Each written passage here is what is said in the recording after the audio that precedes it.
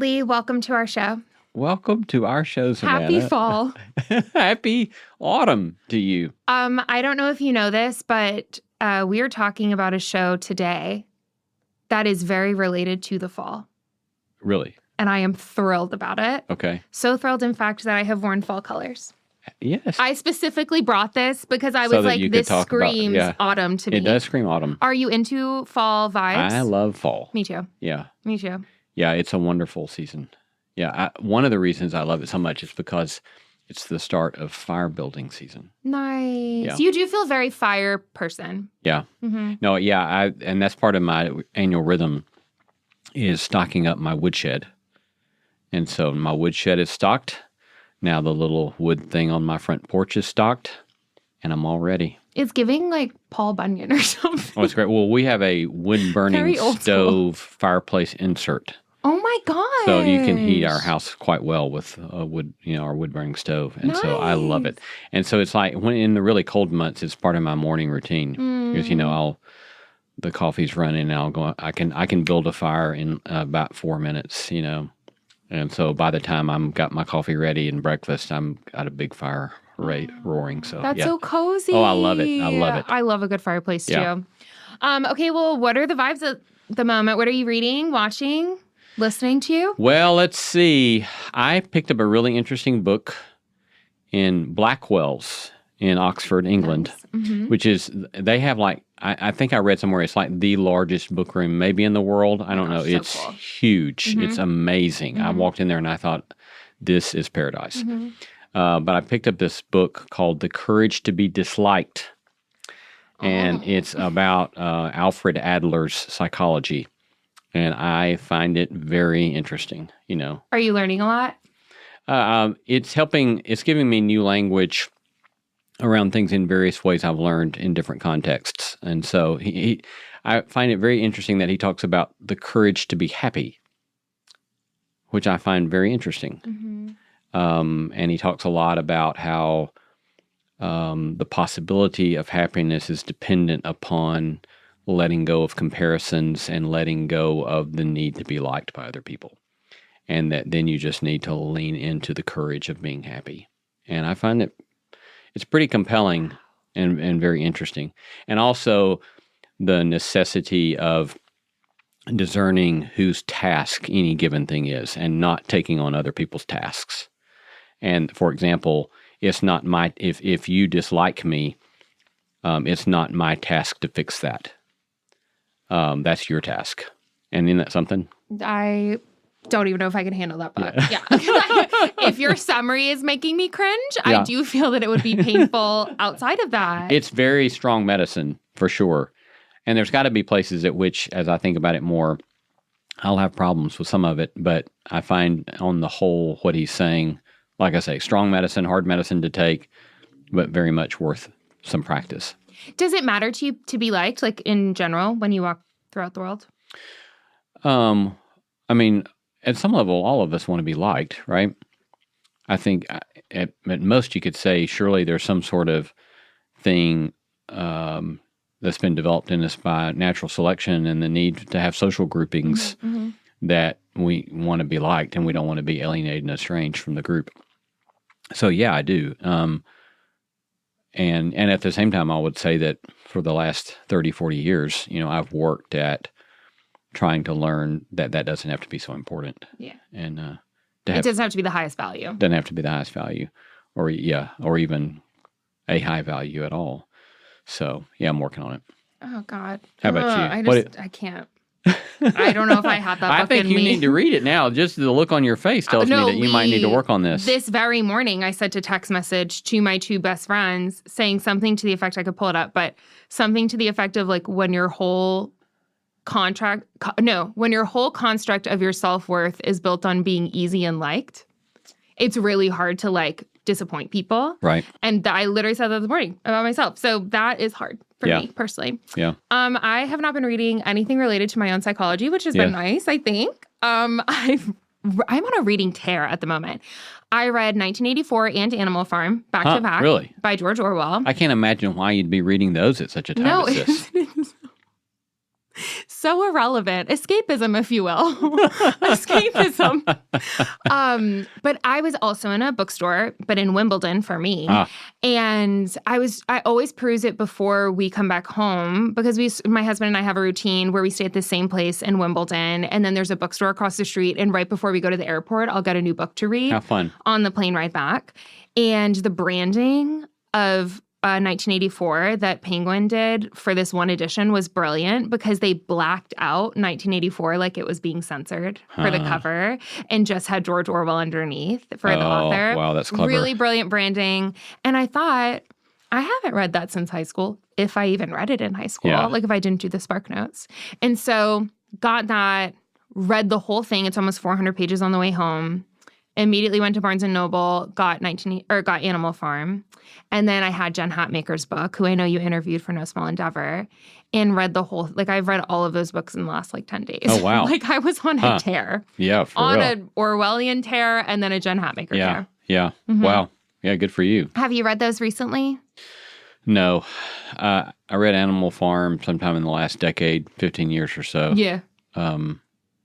And I don't remember about it's only 100 pages. Yeah. It's a nice, easy, short one. Yeah, 1984 was much more of a big commitment. Yeah. But I was on a plane and had nothing else to do. Right. And then Jen's book was kind of long, but literally went by so fast. I will say on the plane ride back recently, I read Laura Love Hardin's memoir, The Many Lives of Mama Love. Yes.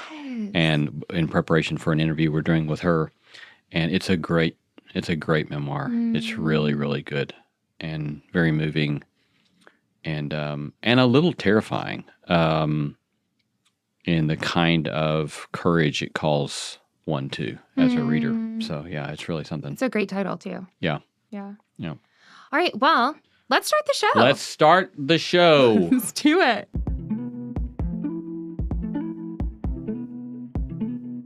Poetry has the power to connect our inner universe and the outer world.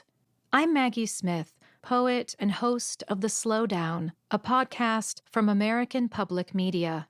Each weekday, find time to take a breather from your to-do list, or doom scrolling for that matter, and take in a moment of reflection with a hand-picked poem. Listen to The Slowdown wherever you get podcasts. Hey, it's Jacob Lewis, executive producer of No Small Endeavor. My icon? Lee C. Camp. I get to see his days up close and personal. Studio in the morning, writing over lunch, live event before the ink dries. If I lived in his shoes for a day, I'd be begging for a nap. Our icons run hot, so the fuel's got to keep up. That's why I reach for Kachava.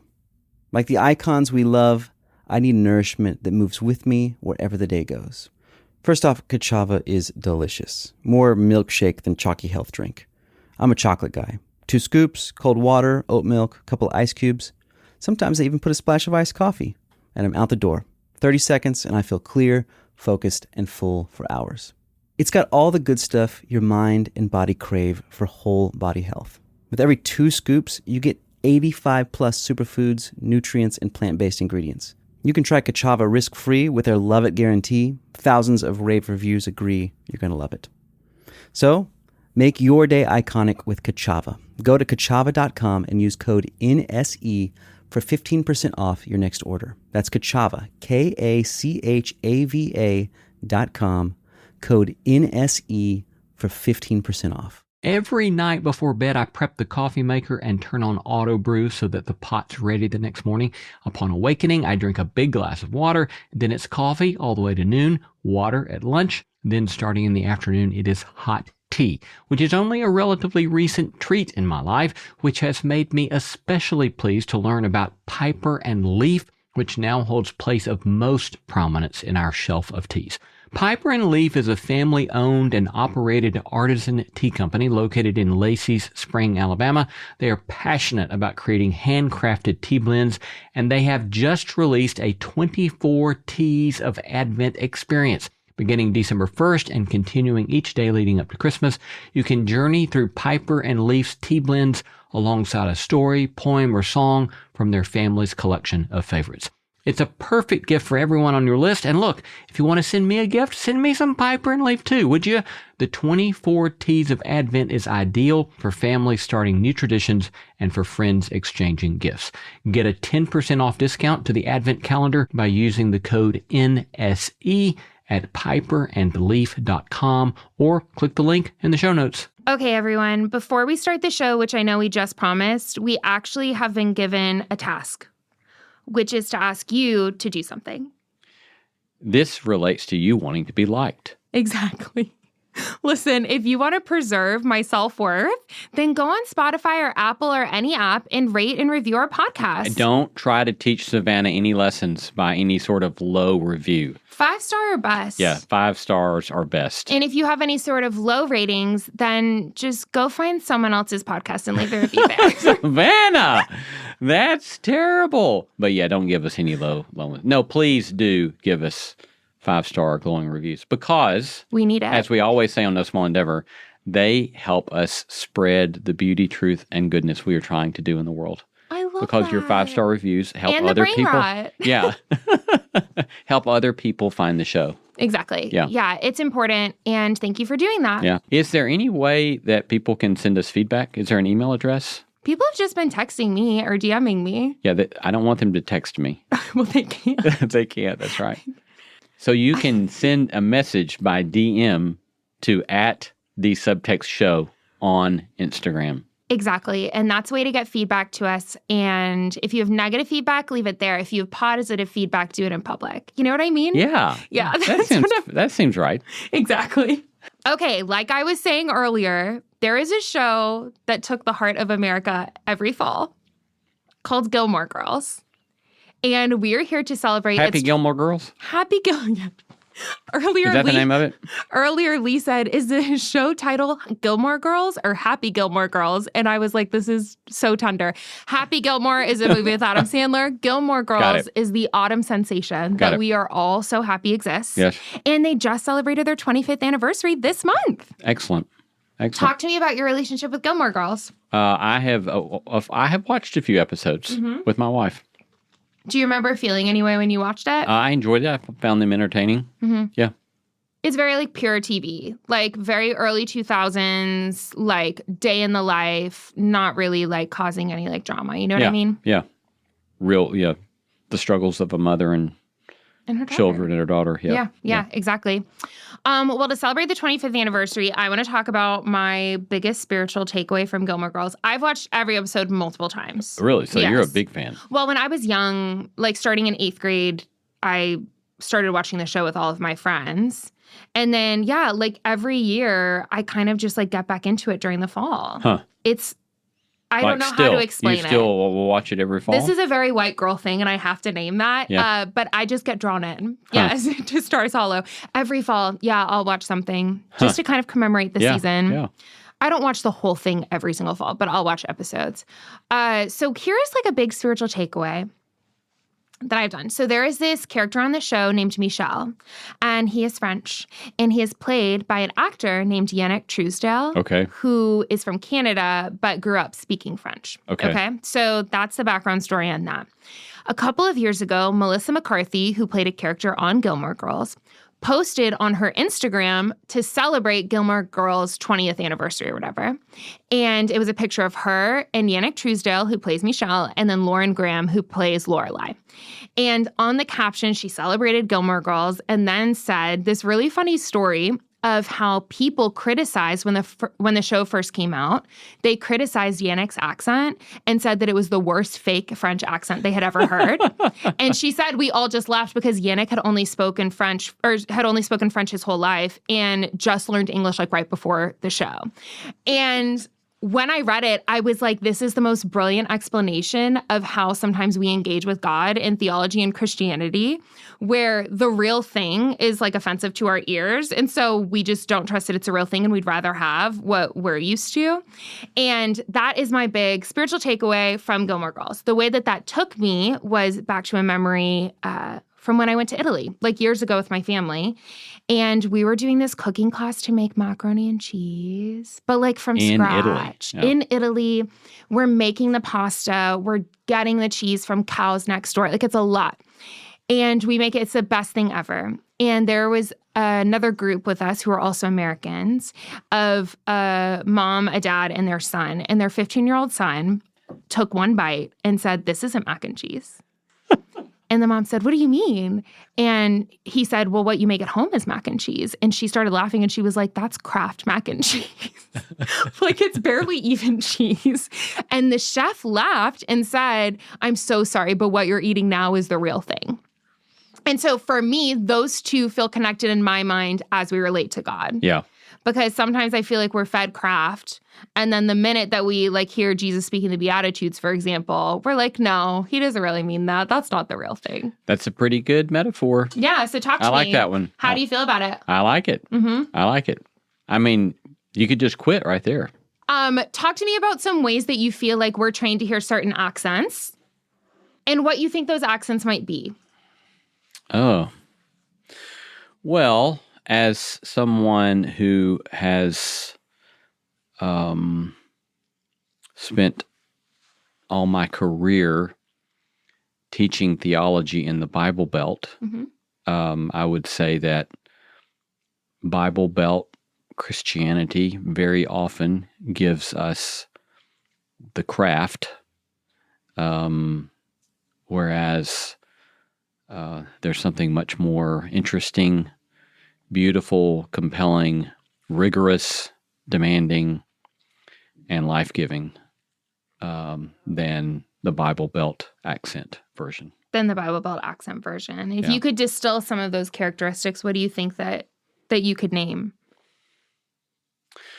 Well, I mean, I think, one of the ways in which this just happened for me in my life experience is that when my wife, Lauren, and I, we lived in Abilene, Texas for 3 years when I was doing seminary and she was doing her MBA. And so we had time before I was doing my PhD. And so we went to Africa and worked at a school in Nairobi, Kenya for 6 months. And I saw things in Nairobi that I kind of knew of in theory, but I had never experienced. And so when I saw all of a sudden the deep poverty and the injustice and the unfairness of the world, and then I came back and then had further kinds of experiences of the kind of stereotypical consciousness raising of graduate school days for 5 years. And then I moved back to the Bible Belt. I was just kind of frankly pissed off for a long time. Yeah.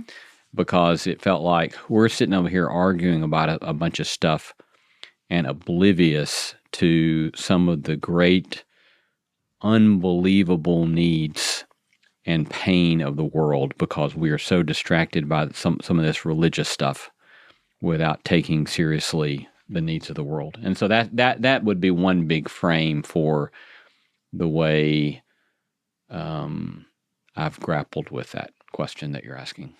Like for you, would it be fair to say like the whole faith without works is dead thing where it's like is that a way of describing what you're talking about? Of like you can name all of your different doctrines and whatever, but it's actually not practically meeting any need? That would certainly be one way. Yeah, okay. Yeah. How do you see it all at play? I mean, I will say another book that I've read lately is your book about Christian nationalism. Clearly, I've had a lot of light reads lately. You have, haven't you? Yeah, because even Jen Hatmaker's memoir was pretty intense too. Yeah. But yours about nationalism, which you wrote before your time, if I might say. Yeah. Thank you. It feels like it was ahead of its time. It unfortunately came out the week before the COVID shutdown started. You're kidding. And so the timing was bad. Dang it. Yeah. Can you remind me the title? Scandalous Witness. Scandalous Witness, that's what it is. A little political manifesto for Christians. I knew manifesto was in there. Yeah. And I didn't know where though. Yes. Yeah. But to me, I feel like that is something that when people learn and are indoctrinated into a nationalistic view of Christianity, in particular for Americans, but actually this is happening like globally at the moment. I think that the minute you hear anything that might stand against that view, it's easy to label it as like progressive or heretical or like liberal or whatever that word might be, to be able to disregard it as being taken seriously. Whereas what I see like with Jesus is kind of like this constant pushing back against, which they wouldn't have like necessarily like nationalism like how we have it, but just seeing Jesus center people who were considered outsiders in stories and seeing them be considered heroes or faithful or whatever feels like it's pushing against that in-group, out-group mentality. And I am curious if Jesus came, and we'll never know, like this is all theory, but if Jesus came today, like, and pushed back against some of that, I do wonder if the broad criticism of Jesus would be that he was like a liberal heretic because of the way that nationalism has trained our ears to want to hear certain things and trained our senses to want to desire certain things. Right. No, I very much agree. Yeah. I mean, I think that the whole nationalism kind of thing is top-tier heresy. Yeah. And yet it's taken as some sort of religious conservatism. And it's bizarre with the power that it's had to overtake so much of American Christianity. That being said, it's not a new phenomenon. And a lot of people, for example, just in the United States history, forget that it was the Protestant liberals that were Class A proponents of a lot of this stuff in the early part of the 20th century. Woodrow Wilson, good Christian, loved the Sermon on the Mount. Unfortunately, Class A racist, and also nationalist to the core. And and he has this sort of. First, I should pause and say, I hear from people sometimes ask a very helpful question that says, what do you mean by nationalism? I agreed. I was going to ask and that. And a lot of people have a lot of different definitions of that that I find unhelpful. And the way I define nationalism is that it has a sort of, it places a sort of messianic expectation upon a given nation state to be a special actor in human history to bring about the salvation of the world. And so nationalism doesn't mean you're trying to bring your religious values to bear upon the public square. Everybody's trying to do that. But nationalism is this. So for example, Woodrow Wilson would say after World War I, went out on this speaking tour, and you can look up these speeches he made that are just outrageous. And he would go out and he would say, after the war, he would say, "At last we see America heralded as the savior of the world." That's almost an exact quote. And so then he's wedding his Christianity with that vision of nationalism. And it's like, what you've just done, first of all, because you use the rhetoric of we're going to make war to end all war, right? So he's using the ways of the nation state, ways of the empires, to try to bring about some sort of messianic utopia through means that the gospel has explicitly rejected. Violence, yeah. And so he's using a different means that Jesus rejected as a way to bring about the kingdom of God, and then equating America as the savior that's bringing this about. And it's like, it ought to be ringing all of our alarm bells. It should have done that way back then, 100 years ago, but it didn't for a lot of people. And we've got similar kind of rhetoric today, and it's deeply disturbing. But when a lot of people will hear critiques of that, and they'll say, well, that's not Christian at all, right? What's Christian is the nationalism stuff.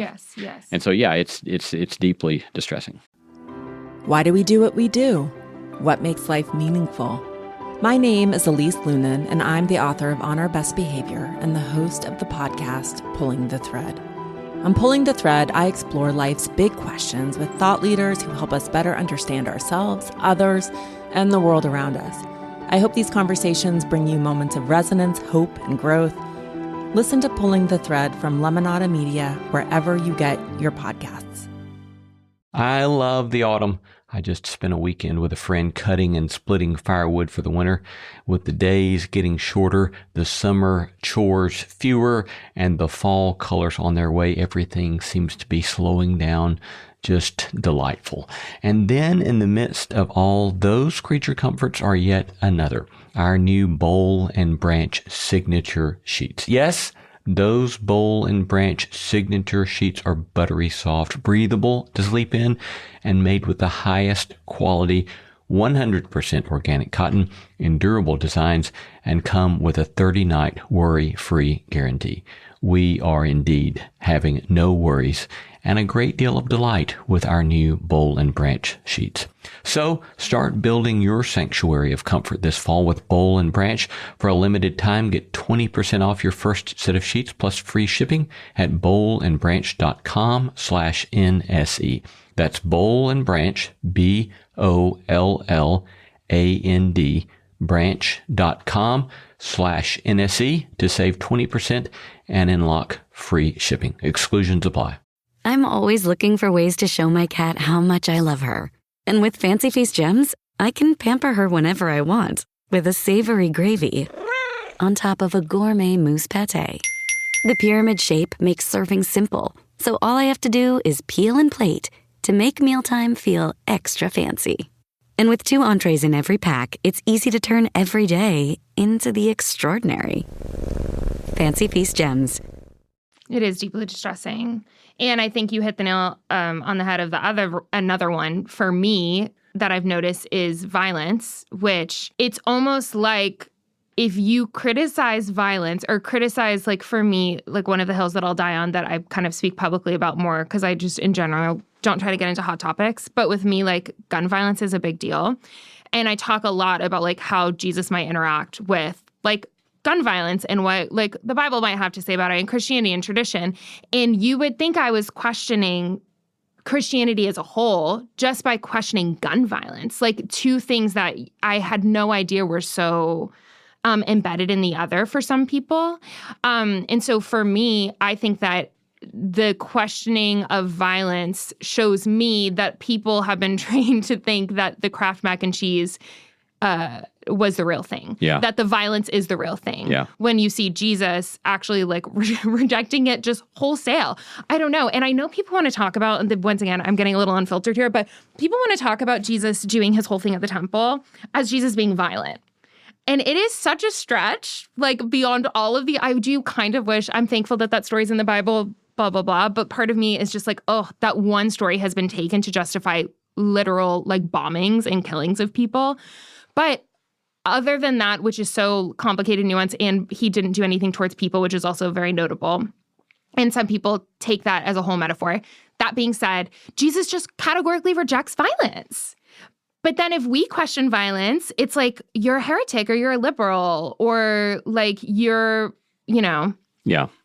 a socialist. Right. And it's like, why is all of that identified with this? And I think it goes back to this questioning of like the real thing. Yeah. Yeah. Yeah. I mean, 2 things on that. One, the Second Amendment, and 2, going back to Jesus in the temple. So on the Second Amendment, I mean, I think it's really interesting the way in which, if somebody wants to be devoted to the Constitution, okay, fine, right? And so then, first we should note that in opposition to some formerly very marginalized Christian communities who had this sort of vision of the U.S. Constitution as some sort of revelation of God. Like a sacred text. Yeah. Yeah. Including some of the Mormon tradition. By and large, we know that's not a revelation of God, right? Yet some people are treating it increasingly like it is. But look, the U.S. Constitution is fundamentally different than the New Testament. And they have very different teachings about a lot of important things. And so the Second Amendment is not a Christian commitment. It is a U.S. constitutional commitment, but it is not a Christian commitment. Yeah. And so we've got to make clear that those are 2 very different kind of documents and 2 very different kind of commitments that are being made. And so to question the Second Amendment is not to question Christianity. It's not to question Christianity. To not question the Second Amendment is to question Christianity. Which is the irony, Lee. Yes. It's the irony. Right. Because so many times it's treated as the opposite. Right, yeah. And yeah, I want to talk about the temple because I stopped myself from going into it. But there's so many different ways of interpreting that text too that I think people don't even realize there is an option for them. Yeah. I mean, the way I think about it is it's like, look, you can't understand, I think, what's going on there unless you were to think about Jesus going into a church and kicking over the communion table and taking the flag off the stage. Mm-hmm, mm-hmm. And it would have that kind of emotional reaction. And he's saying, this is not what it's about, right? And it's a sort of performative, prophetic act that questions the status quo that's at play in the traditions of the day. And so it's not about violence as such, right? No one got killed. Somebody, someone may have got caught up in the whip flying around. But nobody got killed. Yeah. And, I used to have this friend who he used to teach me about stuff about nonviolence, and when he'd start teaching me about it, I'd say, Scott, I'm going to take you outside and I'm just going to kick your. We'll have to bleep that. Yeah. I got to take you out, kick your. And he said, "Oh, there you go. The pacifist talking about getting in a fight." And I said, "Look, you know full well there's a huge difference between a fist fight between two people and dropping depleted uranium bombs on people that have nothing to do with the conflict, right? Those are two categorically different things. And to act as if they are morally equivalent is just offensive to the people that the bombs are getting dropped on, right? And so it's just, again, the fast and loose ways we play with this stuff and the way we assume that this is Christianity that celebrates all this stuff. Yeah, again, it's the fake accent. Yeah. It is the fake accent. Yeah. It's the bad macaroni and cheese. Yes, it is. Worth noting, Origen, who can be a hero in some circles. So Origen was like this, 4th century? 3rd century. 3rd century. It was close, around there. Theologian and church father who was known for interpreting texts like as allegory or like basically not taking everything completely literally. And so a lot of scholars now will refer back to Origen to basically talk about how for centuries people have been engaging with the text in ways that are not like completely flat, which I think is really important. That being said, Origen's interpretation of this was that it was symbolic of Jesus driving impurity out of the temple. So Jesus didn't actually go in his view, Jesus didn't actually go in with like the cord of whips and do this whole thing, but that everyone would have known this was just like a story about how Jesus went in and like cleansed the temple symbolically. Yeah. That's worth noting that's been around for a long time. Yeah. Another thing that is coming to mind is, and I always talk about him, Greg Boyd, just the most influential probably person in my life in this way. But Greg talks about how he interprets the text to be that the cord of whips was to get the animals out of the way. Interesting. So cute, which he just loves animals. Oh, Greg. Yeah, we'll have to have, when we ever interview people, we should have Greg on as Joel Osteen is first. Joel Osteen. Gwyneth Paltrow, if she'll come on. Yeah, and then Greg Boyd. I could get Greg on for sure. That's probably going to be the only time Greg Boyd's name got mentioned alongside Gwyneth Paltrow and Joel Osteen. But not the last. Lord willing. Get them all on at the same time. But yeah, I remember him talking about that in school where, and I don't know if he's like stood by that and written about it or whatever, but in school he talked about how it was to like help the animals get out before like he started flipping over tables or whatever. So there are different ways of seeing the text. Right. Yes. Yeah, that's right. Yeah. But all of that to be said, the violence piece, I think another fake accent. The nationalism piece, another fake accent. Do you have any others that you can think about? I think I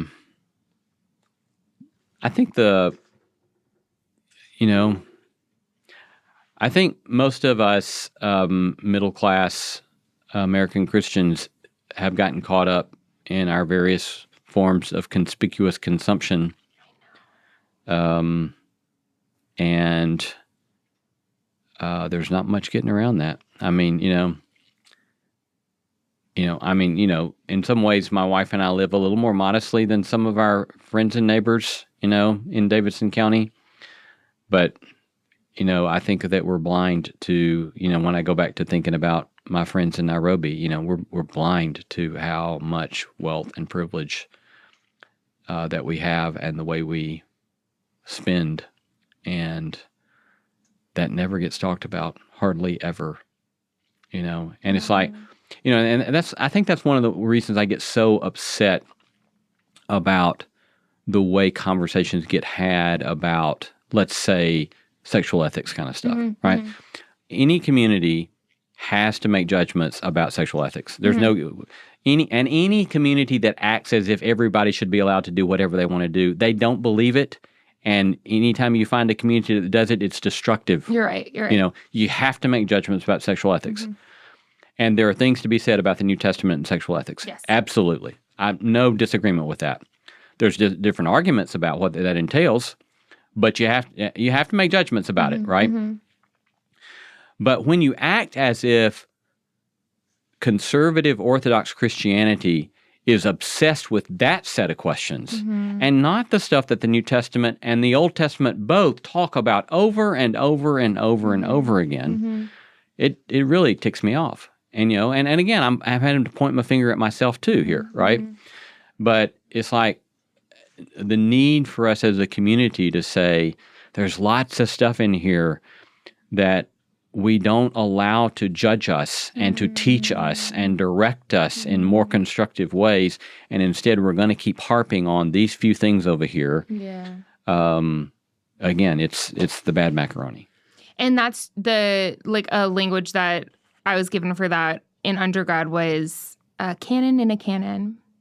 Yeah. A canon within a canon. Is a canon in a canon or canon within a canon? Canon within a canon. Canon within a canon, exactly. And what that means is, for anyone who doesn't know, is that basically the whole Bible is called a canon, right? Okay, and then everyone though has canons within a canon that they're prioritizing more than others. Yeah. And so what you're talking about there is people who obsess over sexual ethics, for example. That's their canon within a canon, where they're obsessed with this certain aspect of things, but then ignoring all of the money passages, for example, or the greed passages, or passages about hell, whatever you want to do. Or about partisanship. Or and about sectarianism. partisanship. Yeah. The kingdom, even loyalty to the kingdom, allegiance to the kingdom. Or about humility. Gosh, humility was going to be my language that I was going to talk about next with the accent, because I think that you're right. I think humility is another accent that we have been trained to see as fake, where meaning it is not valued at all. And when we bring in, I remember one time I was talking with a person in my life who leans more conservative, kind of across the spectrum, but we have a good relationship where we can talk about it.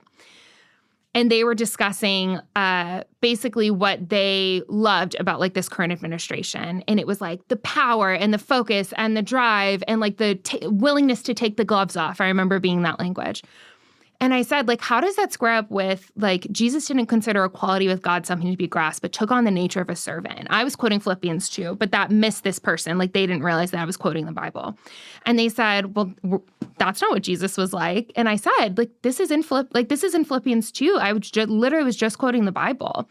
And I remember them saying, well, I don't know what to do about that. And in the moment, it was never we weren't arguing. It was just kind of a conversation. But I remember it occurring to me, I just quoted the Bible to you. I wasn't quoting liberal talking points. I was quoting the Bible. And that this humility piece, I didn't consider equality, or that Jesus didn't consider equality with God something to be grasped, but took on the nature of a servant and made himself nothing. And then that's the model that we've been told to follow. And I not even just politically that I don't see that, but I also just don't see that in the Christian celebrity world and influential world and in churches and all of that. I don't see that humility being prioritized or cultivated. Yeah. Once again, pointing the finger at myself. Right. No, I very much agree. And it's also ironic given that, when the bit of work I have done over the last number of years in trying to remind myself to practice humility and to really try to take that seriously as a fundamental commitment is to the degree to which God's grace has allowed me any fruitful work in that regard. It's always amazing at how liberating it is, because it just allows us to let go of so much that can drive us individually crazy and socially crazy. but that humility is this great liberating gift. And I suspect at some point it'll be good secular social science people that, and surely they've written on it. I don't know. I'm not familiar with it yet. Yeah, probably. But, I would imagine some good secular social science is going to teach us Christians again at some point how crucial humility is and how the grain of the universe accords with humility. Yeah. I hear you. I know I was also reminded there as you were talking about one of my favorite Wendell Berry books is Jayber Crow. And there's this great scene in Jayber Crow where, he's a barber. He'd gone off to seminary from small town Kentucky, Port Royal, I guess, Kentucky in the book. And he kind of gets disgusted with seminary because the professors explain away things like the Sermon on the Mount. And so he decides, I'm done with this. And so he finds his way in time back home and becomes a barber. And he's kind of like the pastor to the town by being a barber. And he listens and pastors and cares for people. But he has this kind of nemesis that he really can't stand. And his name is Troy. And so one day there's this powerful scene where Troy is sitting in the barber chair and Jayber Crow's cutting his hair. And Troy starts going off about the Vietnam War protesters. And he says, I just wish they'd take all them blah, blah, blah Vietnam War protesters and line them sons of up and just line them up in front of the communists and let them shoot it out. And how many ever of them die, we'll all be better off. Yikes, yeah. And so Jayber Crow's cutting his hair and he says, love your enemy. Pray for those who despitefully use you. Forgive those who offend you. And Troy says, where'd you get that crap? And Jayber says, Jesus Christ. And then the narrator, Jayber, says to the reader, it would have been one of the finest moments in the history of Christendom, except I did not love Troy. Oh. And it's just this amazing passage, where it's like we see the irony on two levels, right? Is that sometimes we don't know Jesus when Jesus hits us right in the face. To be ironic with my own language there. But then secondly, to realize how hard it is for all of us individually really to practice this and how it's a lifetime of work. That even when we do have a glimpse of what it seems Jesus is really getting at, it's a lifetime of work to let that really change us and transform us. And it's not an easy thing. And the more I get caught up in my self-righteousness, the more I'm subverting the work of Christ in my own heart. God, isn't it such a pain in the butt? It's like the call to love your enemies, when that is such a good line. Yeah. Him saying it would have been but I did not love Troy. Yeah. Like the language I use, which is way less poetic than Wendell Berry, but Jesus doesn't let us weasel our way out of things. Like that it's the minute that we're saying, oh, this is about them, like they're the ones who need to know this, or they're the ones that need to hear the Beatitudes, or they're the ones who need to hear like Jesus' words on X, Y, and Z, is the exact moment that you need to remind yourself, no, I'm the one who needs to be hearing this. Right.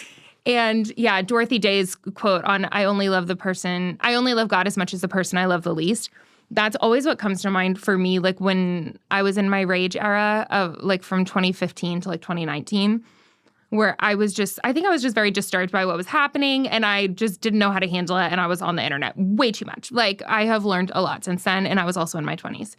I remember what really stopped that era for me was, first of all, realizing that when I was looking at different politicians on social media, that I hated them. Like, I had never hated someone in my life like that. And I remember, like, wishing ill on them. And then I was reading through some Dorothy Day stuff, and I think that she pulled that quote from someone else. I learned that in your book, that Dorothy got that quote from one of her friends, but it's attributed to Dorothy Day a lot.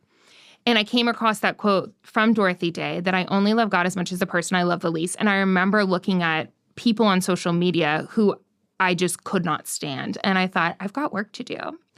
And I remember that's when I started kind of like going dark of like processing publicly for a while, because I was like, I can't do this when it's not coming from a place of love. And the reality is that like the call to love your enemies like applies to me too. And so, yes, it applies to like people who are waging war publicly against their political enemies. Like I'm concerned by some of this language that's happening right now in the public sphere of like that's constantly dividing us and making us into us versus them.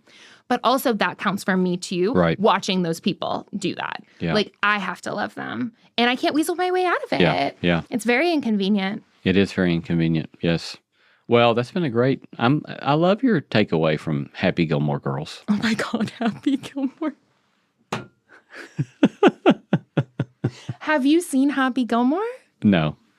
Okay, so it's just in your conscious somewhere. I guess so. You should watch it. Yeah, maybe so. Maybe it's so. A very pure... Maybe we'll find a spiritual lesson from Happy Gilmore. Literally already have one. So Oh, I'm good. ready for next week. I'm ready for next week.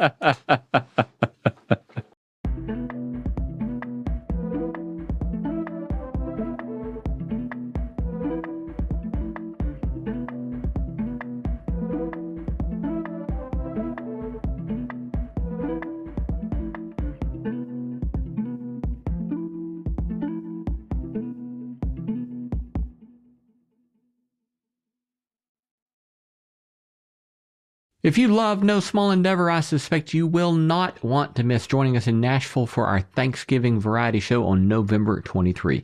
This year, we'll be joined by Sharon McMahon, #1 New York Times bestselling author and podcaster. Sharon is a longtime government and law educator who became known as America's government teacher during the 2020 election when she went viral for breaking down complex topics with a steadfast commitment to the facts.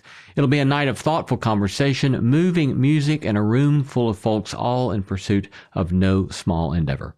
This year it's at the beautiful Skirmerhorn Symphony Center here in Nashville. We'll be joined by the Choir Room, Grammy award-winning artist Allison Russell, and a full band for an amazing night you will not want to miss.